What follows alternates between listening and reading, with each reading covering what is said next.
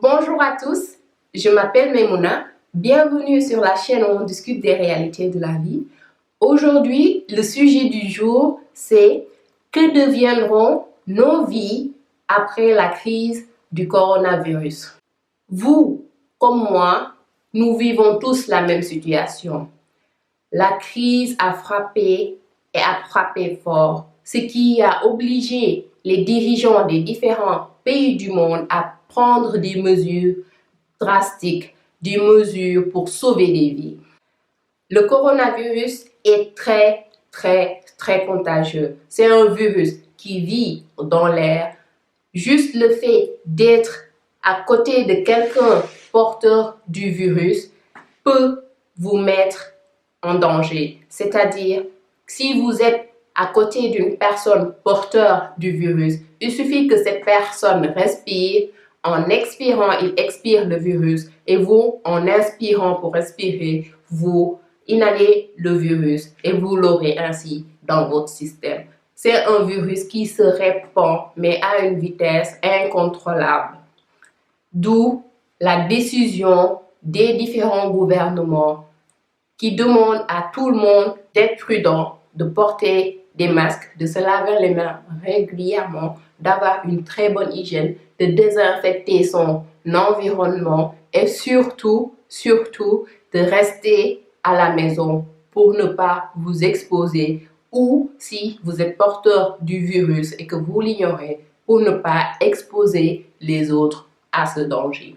Il y a certains pays qui sont en quarantaine, il y a d'autres pays qui sont en confinement et il y a d'autres pays où c'est juste des gouffres. Mais toutes ces mesures-là affectent nos vies.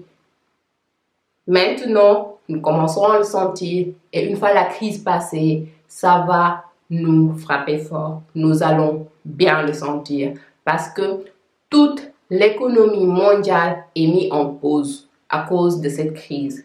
Il n'y a rien qui fonctionne. Les gens ne travaillent plus. Tout le monde reste à la maison.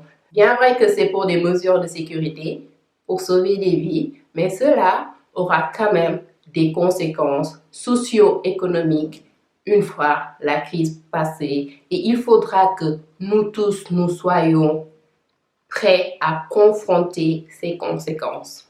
Parce que je pense que beaucoup d'entre nous déjà, ces quelques semaines passées à la maison, nous ont permis de faire une self-evaluation, une évaluation personnelle de nos vies, à savoir surtout côté financier. Pour nous, en Europe ou en Occident, heureusement, nous avons un système derrière nous qui permet de nous accompagner. Vu que nous ne travaillons pas, il ne nous laisse pas tomber, il continue quand même de nous donner le chômage.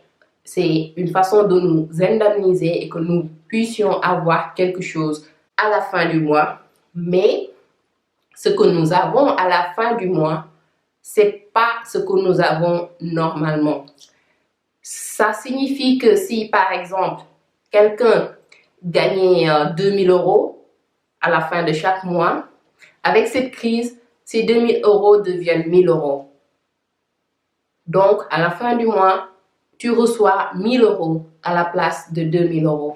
Il ne faut pas oublier que pour quelqu'un qui gagne 2000 €, nous les humains, nous aimons dépenser. Nous dépensons pour des futilités, nous dépensons pour des choses qui n'ont aucune importance, honnêtement, et surtout, nous dépensons beaucoup pour impressionner les autres. Donc, beaucoup d'entre nous avons des crédits pour des maisons, avons des crédits pour des voitures, avons des crédits des fois même pour des télés et vraiment des choses que vous pouvez payer de votre poche cash. Mais nous avons différents crédits pour différentes raisons.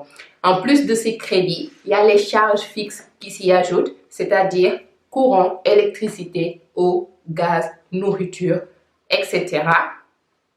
Et toutes ces charges-là, certaines personnes, disons qu'une personne qui a 2000 € à la fin du mois a fait son budget et que toutes ces charges à la fin du mois, une fois qu'il a tout payé, il lui reste un petit 200 ou 300 € qu'il peut mettre de côté pour se faire plaisir ou peut-être pour épargner. Il ne pourra plus faire ça. Une personne comme ça, s'il a comme charge 1700 € et qu'à la fin du mois maintenant, il ne reçoit que 1000 €, il y a problème. Parce que les factures ne vont pas attendre, les factures vont continuer à tomber, il faudra les payer. Peut-être certains vont être assez flexibles vu que la crise elle est globale, elle est mondiale.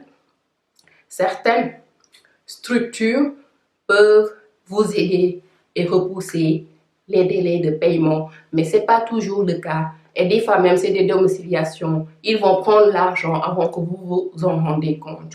Donc, pour quelqu'un qui reçoit 1000 € et qui a 1700 € de charge, il y a problème si cette personne-là n'avait pas fait des épargnes. D'où l'intérêt d'épargner.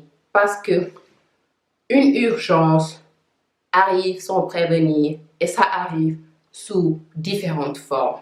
Et je pense que cette crise-là est un bon exemple de ce que c'est une urgence. Donc, pour quelqu'un qui a autant de charges et qui reçoit 1000 €, il y a vraiment problème.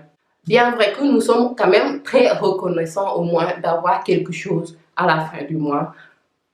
Ça, c'était un exemple pour quelqu'un qui est en Occident. Mais pour quelqu'un qui est en Afrique, par exemple, la situation est complètement différente parce que la structure de l'Afrique est complètement différente de la structure de l'Europe. Même si vous êtes employé dans une grande boîte en Afrique, si le gouvernement, le système décide de vous indemniser en vous donnant le chômage, vous n'allez pas recevoir grand-chose. Donc, j'espère franchement que beaucoup d'entre vous ont fait des économies parce que cette crise risque de durer. Elle peut ne pas durer, mais vu l'allure que ça a pris, je pense que c'est pas demain la fin.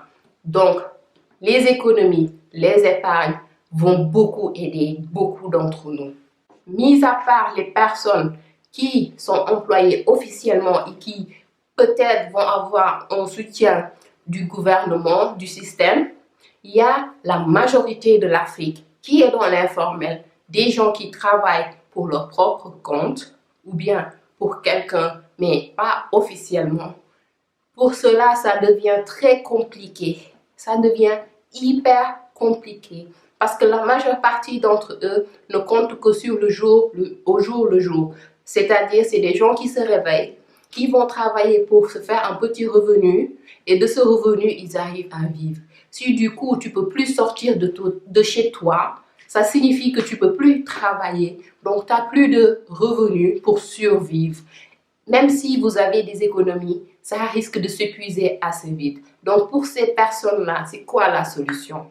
C'est quoi la solution? Donc, je prie tout le monde, dès maintenant, commençons à réfléchir à notre avenir. Que cette crise de COVID-19, de coronavirus, nous sert de leçon à être plus responsables financièrement et à vraiment planifier pour ce qui n'est pas encore là. Parce qu'il n'y a que Dieu qui décide. Ce qui va arriver demain, il n'y a que lui qui sait. Tu peux planifier pour aller en vacances ou en lune de miel ou te marier demain. Demain, il peut créer une catastrophe qui t'empêche de faire tout ça. Et c'est en train d'arriver parce que beaucoup de mariages sont reportés, beaucoup de voyages sont annulés, etc. Soyons prêts, soyons responsables, revoyons nos façons de dépenser, revoyons nos priorités, économisons, mettons de l'argent de côté for the rainy days, mettons de l'argent de côté pour les urgences, pour les cas critiques. Vivre avec un revenu mensuel, toujours devoir attendre son paiement pour pouvoir payer ses factures ou pour pouvoir se nourrir, c'est dangereux. Ayons quelque chose qui permettra de boucher certains trous en attendant non-paiement, en attendant non-salaire. Regardons comment nous gérons l'argent, soyons plus responsables par rapport à l'argent. Et surtout, du courage à tous, du courage. Que Dieu nous bénisse tous. Merci d'avoir regardé jusqu'au bout. Si vous avez apprécié cette vidéo, n'oubliez pas d'aimer la vidéo, de la partager si elle vous a été utile et surtout de vous abonner. Merci et à la prochaine. Bye!